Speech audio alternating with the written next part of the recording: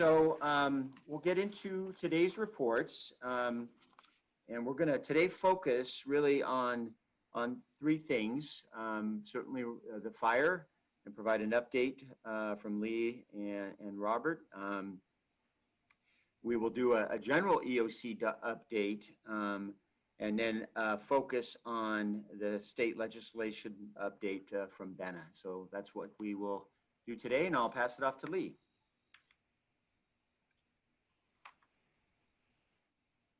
Thank you, Dave. Good morning, Mayor and Council. On behalf of Kip Harkness and I'll be starting us off today. As Dave has mentioned, today we're going to focus on a fire update, general EOC update, and then we were directed 2 weeks ago by the Council if we could bring back state legislation updates specific to some of the eviction legislation that was currently in our state legislature and what was moving forward. So Benna is going to focus on that. But to start us off for the fire, you will hear from myself as well as Chief Sapien and Colin Haney and Jenny Loft, who shared the duties of Emergency Public Information Officer. And we're going to cover a little bit of a kind of the situation status, the background of events, what fire's response was to our own fires, as well as to the many fires surrounding us that our fires had, or our fire department has had a role in, and then all the response and the supporting nature that the EOC has taken up to support our good men and women of our fire department. So as many of you know, on August 16th, the SCU Lightning Complex fire began with multiple fires. That quickly moved over the course of several days, where first eviction orders were issued for Santa Clara County. And then as we came into this past weekend, red flag warnings were issued for possible second wind of dry lightning. This ended up being canceled, however. And so we're going to walk you through in detail, or the chief will on the next slide, kind of our own response within this time frame, starting on the 16th as well as early as of this morning. So with that, I'll turn it over to Chief Sapien. Thank you very much, Lee. Good morning, Robert Sapien, Fire Chief. We're going to be focused on one fire in particular today, but I wanted to show you the current SCAR of the Santa Clara Unit Lightning Complex and the Santa Cruz Lightning Complex. Those are both of the fires that were of most concern over the week. And certainly it was the Santa Clara Unit Lightning Complex that we watched very closely as it moved along our eastern borders and areas that we cover for Santa Clara County. Currently, we know that the Santa Cruz Lightning Complex is approaching 80,000 acres and is not yet contained. And I'll talk a little bit about some resources that we've committed to that incident. I will also talk more about the Santa Clara Unit Lightning Complex. So if we could move to the next slide, please. So in terms of where we're at with the incident, this incident, of course, started on the 16th of August at about 6 a.m. It has grown since to 363,000 acres. That's a little over 59 square miles, if you can imagine the enormity of that fire.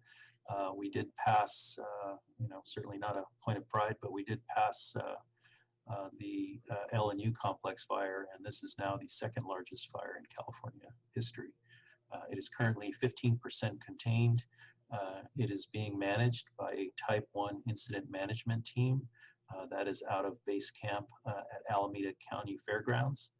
A Type 1 incident management team would bring the highest training levels and most experience to bear. And if you've been closely monitoring, you know that they are doing a fantastic job of coordinating with multiple stakeholders and agencies and pushing a great deal of information and, of course, mitigating the emergency. So the incident is in very capable hands. Right now, there are almost 1,400 personnel committed to mitigation and management efforts. And currently, evacuations here in the county are impacting approximately 4,000 people. Evacuations over most of the week have included areas east of San Jose city limits, and that has been consistently the messages, although there's been a little bit of confusion over time as maps and overlays have been hard to decipher. Next slide, please. So a little sense of timeline and how the department reflexed. So every wildland season, the department is committed to participating in statewide mutual aid, and this year is no different. I would say what is different is the depth of commitment that these fires brought us to, and certainly stretched us literally to try to find all the tools and equipment and personnel available to try to fill quite a bit of equipment. So just a bit of a timeline. As you know, it was the effects of Tropical Storm Fausto on Saturday evening and Sunday morning that brought us some lightning into the area. It was early Sunday when I started to respond to requests for mutual aid. On that day, we sent 5 personnel to begin to assist with the Santa Clara unit lightning complex. And those individuals began to fill some of the incident management positions in the plans, logistics, finance sections, and public information. On the next day, we were asked to help CAL FIRE cover their local fire stations. And so we committed our engines 14 and 16 and our type 6 engines 619 and 627 to cover stations throughout the county as CAL FIRE had become committed to incidents around the state.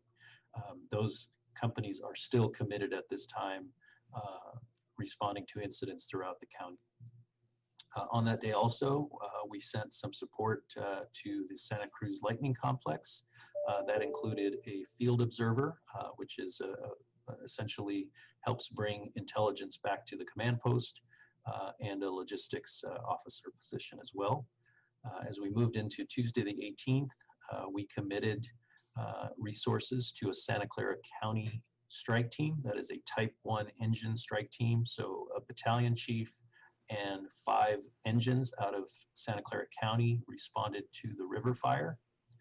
That particular strike team was pulled from the river fire and was sent north to the LNU fire just yesterday. On Tuesday the 18th, engines 2 and 9 were requested on an emergency need basis for initial attack to assist with Santa Cruz County, and they ended up being assembled into a Santa Clara County task force. That task force 2324 went right in, and we received report backs from those crews that they were engaged very early in protecting structures throughout that early evening. On Wednesday, recognizing that our commitment level would likely become deeper, I activated our Department Operations Center so that we can ensure that we could be responsive to all the needs of those resources that were being assigned, and that we could come up with an effective plan for defending the city from threatening fires. On the following day, we assigned one of our deputy chiefs as a liaison to the base camp at the Santa Clara unit, and he remains there to this day, making sure that we have the latest information as it unfolds from that command post. On Friday, we did something a little bit different for our department. We assembled our own task force, that is Task Force 2321, which includes a battalion chief, leader, and 2 Type 3 wildland engines, 2 Type 6 wildland engines, and a water tender. And so this is a very potent resource, the way it is staffed and with the equipment that it has. And we have kept that here in town to respond quickly and effectively to any emerging threats. Within an hour and a half of deployment of that resource, they were actively fighting fire at a at the Coyote Fire, which broke out that afternoon and ended up burning 143 acres, and that was located south of Metcalf between Highway 101 and Monterey Road. On that day as well, we received a request from Santa Clara Lightning Complex to fill a bilingual capable public information officer role, and we were able to fill that. And then, as I believe you all are aware, we began to brace for what was anticipated to be a very dangerous time period as a second threat of lightning came through following the effects of Hurricane Genevieve as it broke up and moved through the region.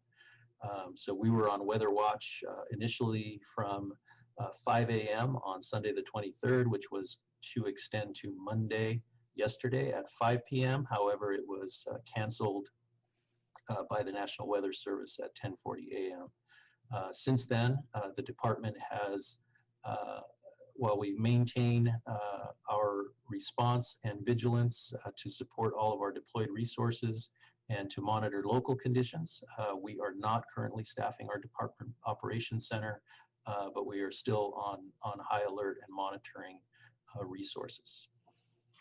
Throughout this time period, I should mention, as is noted at the bottom of the table, is that as we monitored weather conditions and risks, our local staffing never dipped below normal levels and in fact were heavily augmented throughout the week.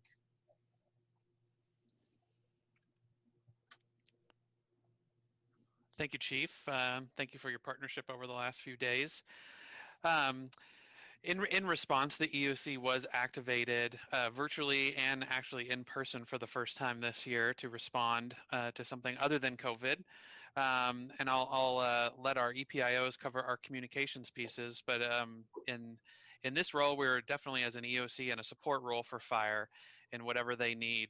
And that includes coordination with the incident command post at the fairgrounds in Alameda County. And so we've sent EOC personnel up there over the last few days to continue that partnership in the way of monitoring the fire and monitoring additional weather events and backing up fire when needs be. We activated a small but mighty team over the last several days to focus on evacuation planning for the eastern parts of our city that may have been included in any warning or order that never materialized, thankfully.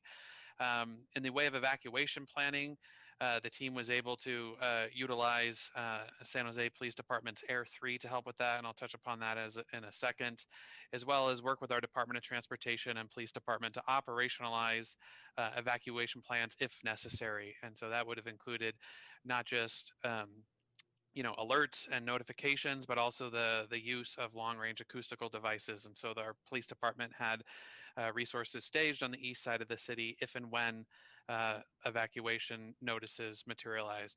In addition, the team did plan for mass care as we continue to communicate this past several days. The Berryessa Community Center, as well as Evergreen Community Center, would have functioned as a shelter site.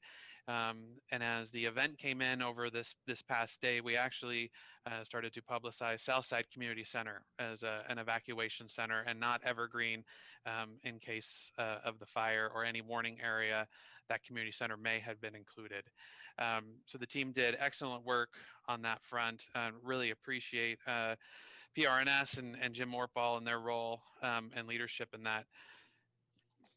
One of the things we're able to do, and I'm not sure this will work, but wanted to give kudos to San Jose Police Department as part of this effort, and Captain Dwyer and the special operations, specifically the air support unit.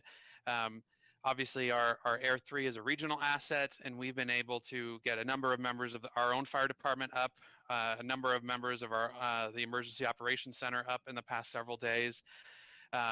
To look at hotspots, look at where the fire breaks are, get a better intelligence, and get CAL FIRE up in our own helicopter, in addition to some of our regional partners, such as the city of Morgan Hill, to help develop some of their own evacuation plans.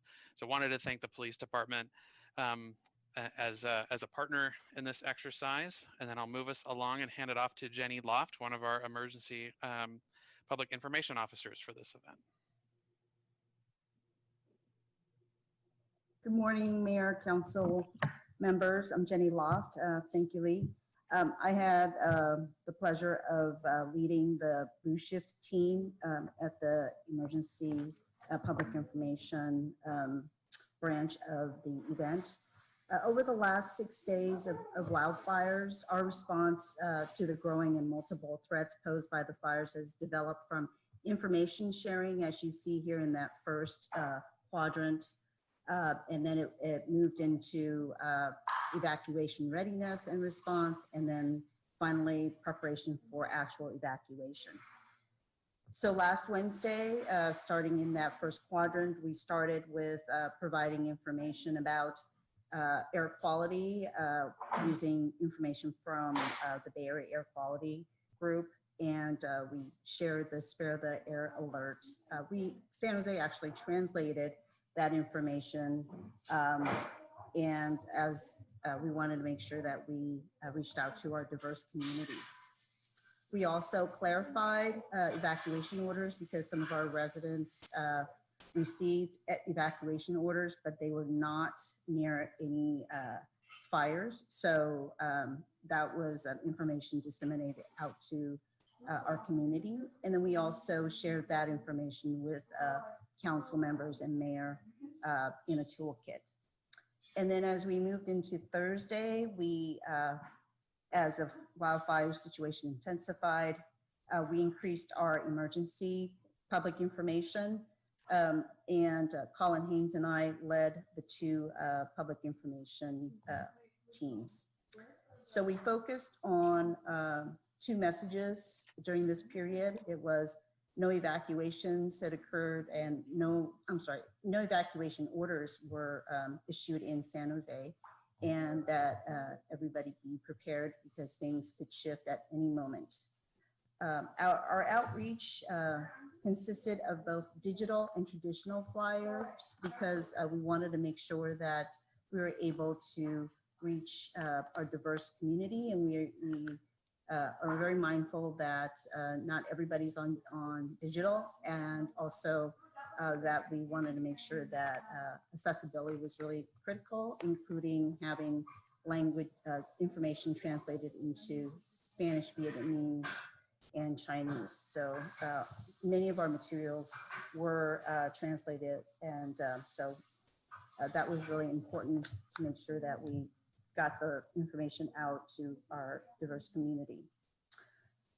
So as you can see here, we developed a new wildfire emergency notification webpage, which was translated into 4 languages, or I'm sorry, 3 languages. So it was a quadrilingual page.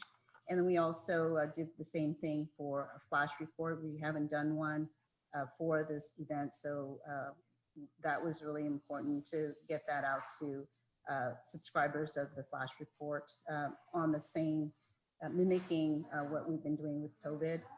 And then we also posted messages on Twitter and Facebook. The Twitter messages were in quadrilingual versions.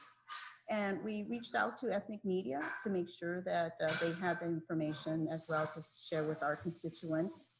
And we partnered with our San Jose Library, and as they have an express pickup service for books, and so we inserted flyers into those bags. And we also worked with PRNS with the Senior Nutrition Program, and we were able to share hard copies through that system. So that was really just, want to make sure that we reach as many of our community members as much as possible. And then we switched gears and went into the preparation for evacuation. So we drafted direct evacuation notices that would have been in the Alert SCC notification, the RIA notification, as well as NIXIL. We also developed another web page for evacuation resource. resources, and that was, of course, translated into Spanish, Vietnamese, and Chinese. We also developed a social media posts to ensure that we are ready to go with that. And we produced a flyer for our distribution for door-to-door notifications should that need to occur. Next slide, please. Here's some images of some additional public information. As you can see, the mayor and city council members outreach to our communities, and here's some examples of that. Here is Mayor Ricardo at his regular Facebook Live events, and also a video that Councilmember Arenas had put together quickly to share information about safety during this situation. We also received a very nice tweet from one of our community members, and they said in their tweet, the city of San Jose is doing it well, tweeting in 5 languages. So that really, really hit home for us that, that message is being carried and that people are noticing that we're translating and reaching our communities. So thank you so much, Mayor Ricardo and council members for your continued commitment in reaching out to our communities. That's it for my report, Lee. Thanks. Thank you, Jenny. And thank you to you and Colin and the team for your work this past weekend. The EOC remains on a monitoring kind of platform this week. We'll continue to coordinate with fire and CAL FIRE at the incident command post and continue to watch the weather. As the chief said, the fire is currently 15% contained as of this morning. CAL FIRE's continue to emphasize to us and to the press that this is definitely more of a marathon. So we are going to continue to monitor our own situation in the city of San Jose and continue to regularly communicate out to our own residents.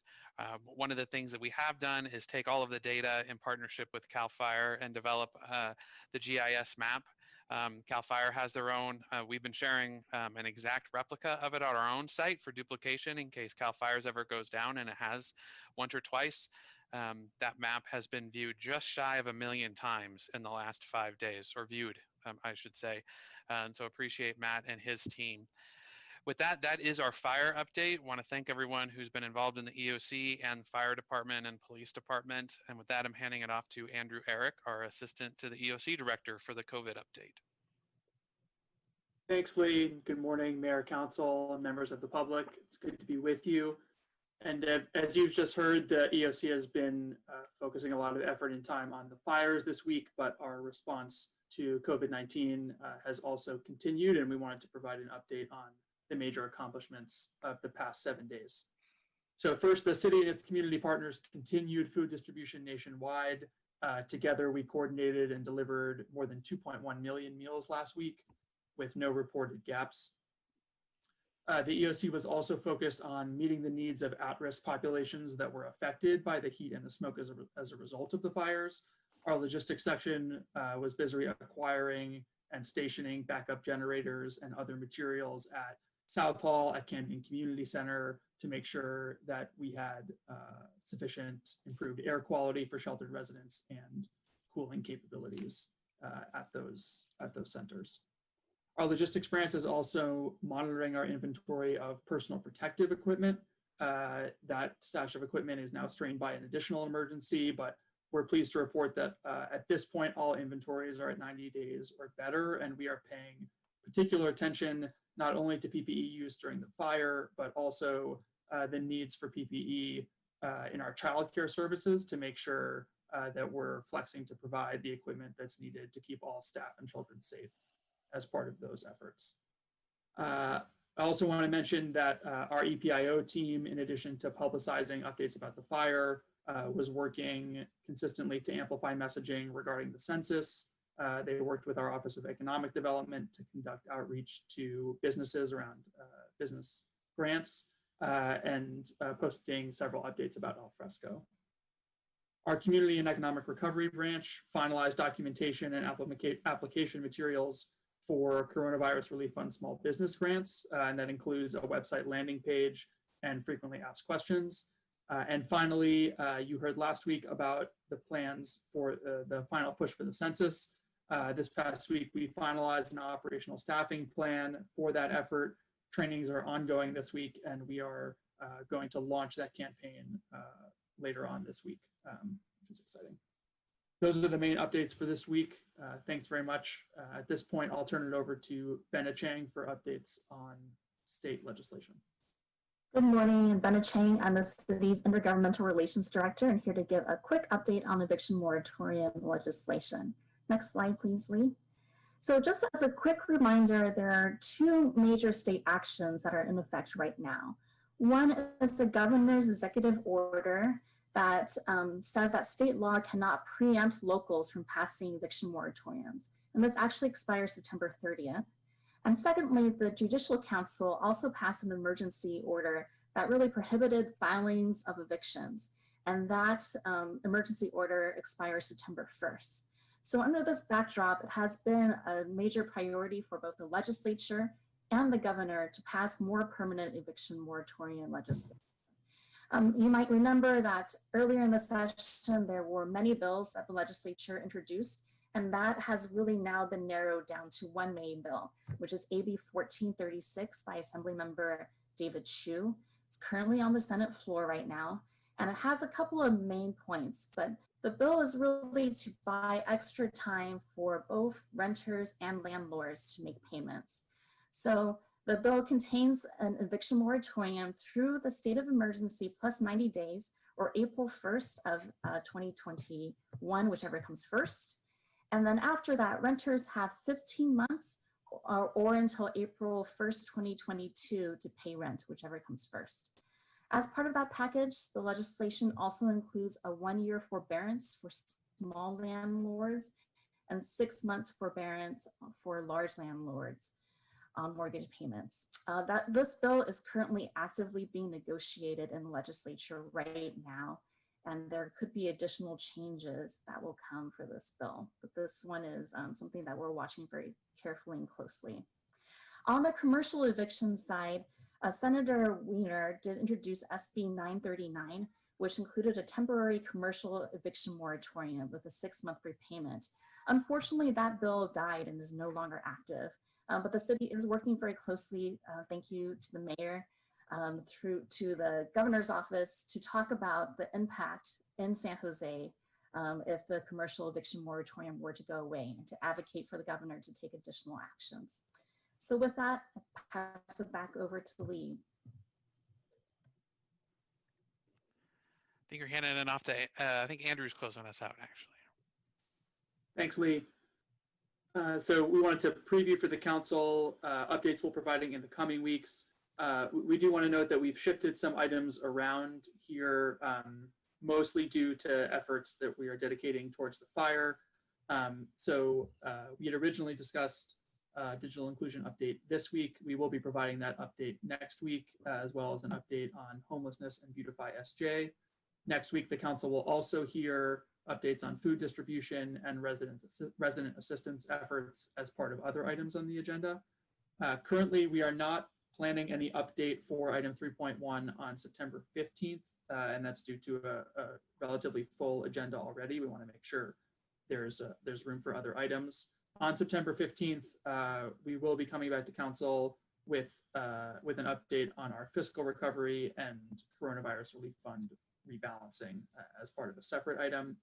And on September 22nd, we're currently planning updates on our concurrent emergency planning efforts, our public health order efforts, and the strategic communications plan update from our EPIO. So the EOC continues to be busy, and we look forward to updating you on all of those efforts. With that, I'll pass it back to Lee. Yeah, thank you, Andrew, and thank you, team. That ends our presentation. Staff is available for any questions you may have.